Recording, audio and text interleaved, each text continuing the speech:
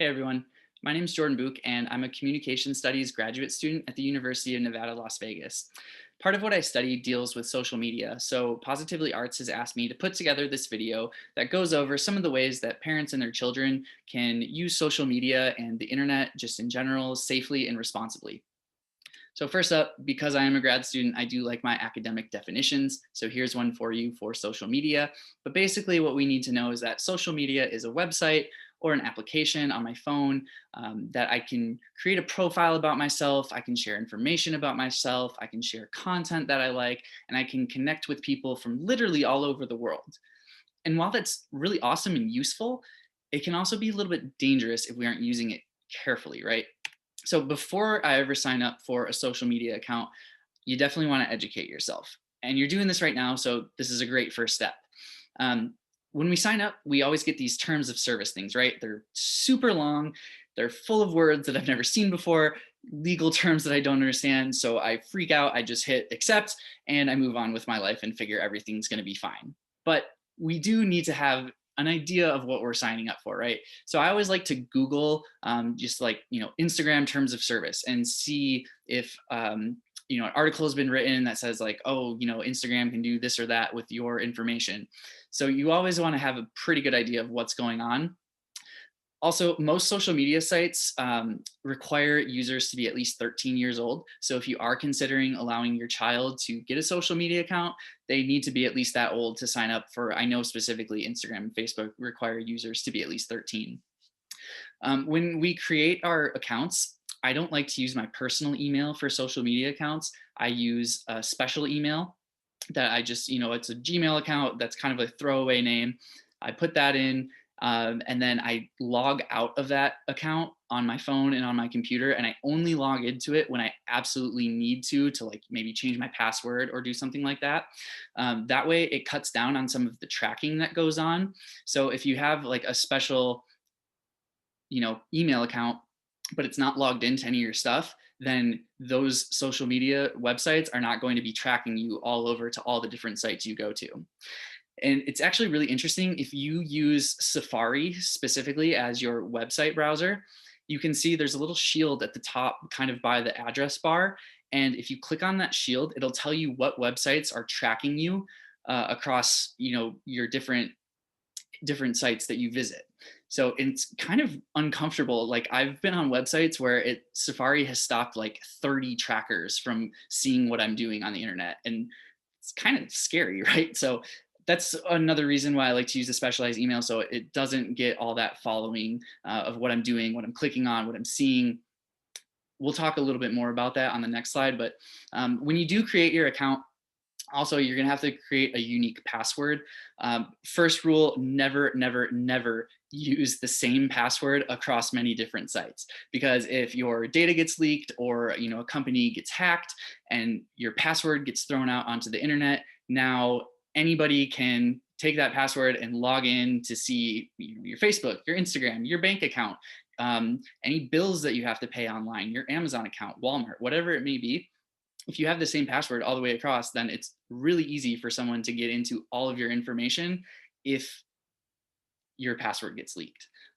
So what I like to do, obviously, is use a different password across each website, but I also like to come up with like a little phrase or something and then use all the different requirements in there.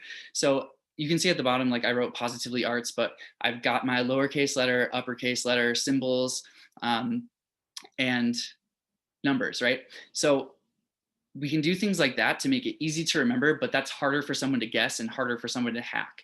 So usually when people are like brute force hacking, which is where they run a computer, like a software program, and they're trying to hack into an account, and these computers just create numbers and letter sequences and try to just guess your password every time. So if we use like an actual phrase, it's harder for a computer to come up with that phrase, especially if you're writing it all weird like I did at the bottom there. So that's a little bit of a way that you can create a stronger password and help protect your accounts a little more.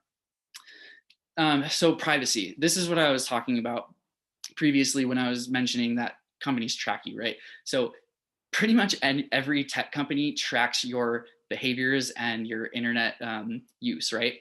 So before you post anything to a social media site, you definitely want to go into the settings and look at the privacy settings that you have, because by default, it's not always that secure. So you definitely want to go in, make your profile private, especially if you're under 18. Um, Make sure that it's not tracking ads. There's a bunch of different things that you can look into. And maybe in a future video, I can go over some of those a little bit more.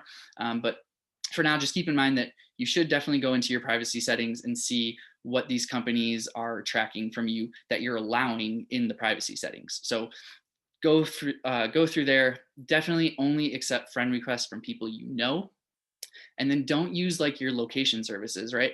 So sometimes we think it's fun, like, oh, check in, like I'm at the airport, I'm flying to New York for a week with my family. Well, now every single person knows that my house is empty for a week and they can come rob me. So you don't want to be sharing like these kind of things, right? We think that, it's innocent, it's fun, it's whatever, but we really need to be smart about what we're sharing and what we're posting online.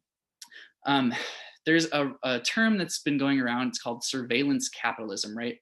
So the way that, or the reason that these companies track you is because they want to know what you're interested in. They want to know, what you spend your money on. So that way they can target specific ads at you and make you buy more things. And so at first it was about just targeted ads, but now they're trying to actually like predict your behavior and control your behavior.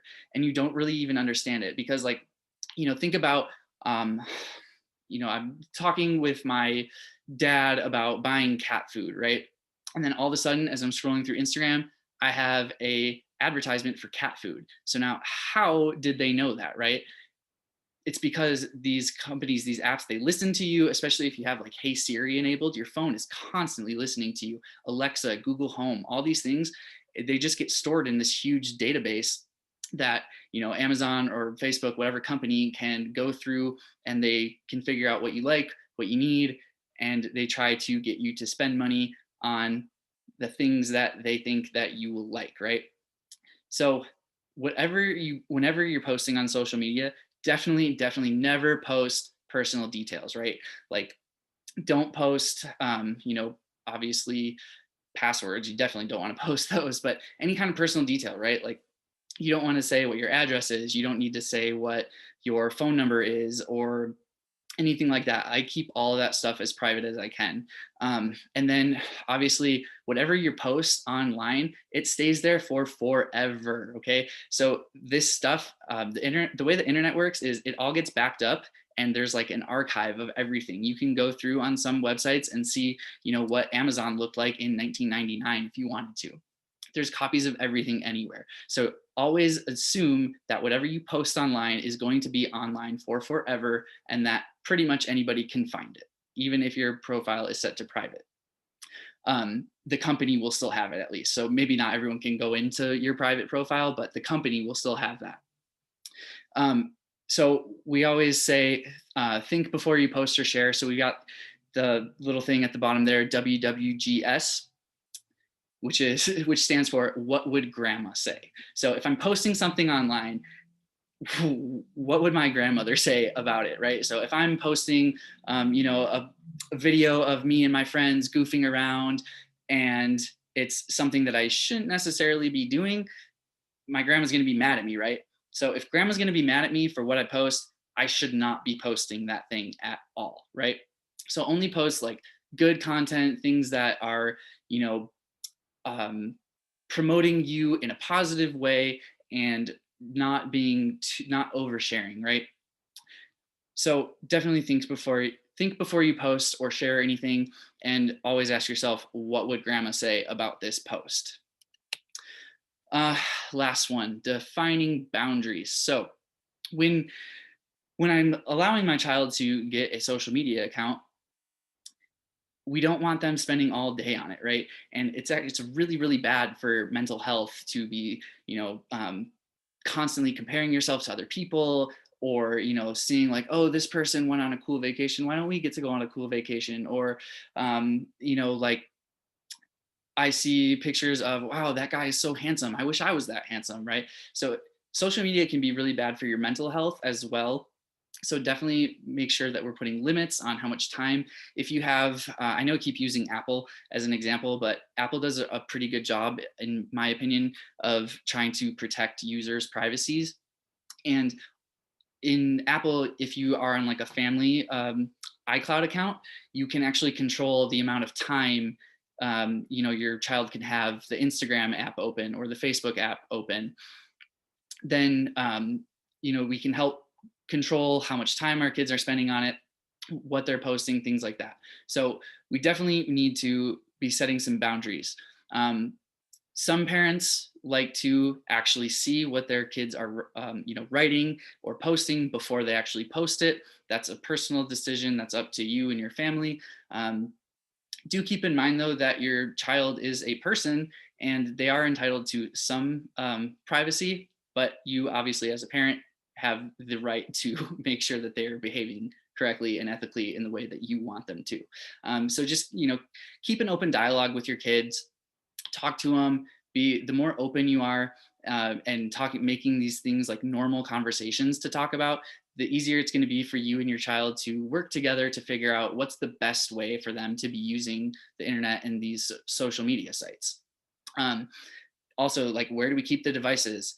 Do you let your child take their phone into their room all night or their computer into the room all night, or do we leave it all in shared spaces, right? Again, these are personal things that you have to decide, but they are questions that you should be thinking about. Should I be friends with my child? If I'm a 16-year-old kid and I post, here's me playing basketball, and like I want to look cool in front of my friends, and then I have got my mom coming in, oh honey, you're so adorable. Like, I'd be embarrassed about that, right? So think about what you do and don't post on each other's pages if you are friends on social media, right? Also, should you make your child share their passwords? Do I just take their phone and go through it? Or do I ask them for, hey, like, we have a weekly check on Saturday at 4 p.m. I'm going to take your phone. I'm going to go through your social media accounts. We're going to take a look at what you've been posting and what's going on. And, as long as you're using things correctly, it's totally fine. But if you see something of concern, you definitely want to talk to your kid about it. But you also don't want to just fly off the handle and be angry about it, right? So think about ways that we can, approach our children in a mild manner, but is also, letting them know that this is not okay, or like the way you're using this is not okay, right? Um, again, like I said, these are all personal decisions that you'll have to decide on your own, but again, questions that you should be thinking about. So as you think through these, I like to have a literal contract, right? So kind of like the terms of service in the beginning, but this one is for you and your child. So you can write a contract, type it out on Word or whatever, print it out, sign it, and then stick to it, right? So in that contract, you should kind of have some of the answers to those questions, like, what do I want to include? Being on social media is a privilege and it requires a massive amount of personal responsibility. So we need to acknowledge that. Do I want to put a time limit? Do I want to say where we keep the devices? Remembering that, what would grandma say? Do we put that in there? Who can I accept as a friend? What should my privacy settings be on? So literally write that into a contract and then stick to it, right? That way nobody is surprised on, like all of a sudden something came up where this wasn't in the contract. So how do we react, right? So stick to the contract, know what you're doing. It's way easier for you and your child to, come to an agreement on the way things are going to be done. And remember, just, keeping that open dialogue, normalizing these kind of conversations with your children is the best way to establish trust and reinforce these best practices, right? Your child's going to be more likely to, come to you for help or be responsible in their use if you're talking about it like it's a normal thing. And it should be a normal thing, right? So these are some of the things that I have to say about this. Thank you for taking the time to watch this video. We'll post the link at the bottom in the comments for this Google form. And in it, I'd like you to just give some feedback. So tell me 3 things you learned today. two things you still have questions on, and one thing you'd like to know more about. So that way for future videos, we can start, kind of addressing some of the other concerns or things that get brought up, because, in a video, it's impossible to cover every single question, but we would like to get some more common themes and some ideas on what other videos we can produce to help you and your child, use the internet safely and responsibly. So thanks again for watching this video, and definitely let us know if you have any questions. Thank you.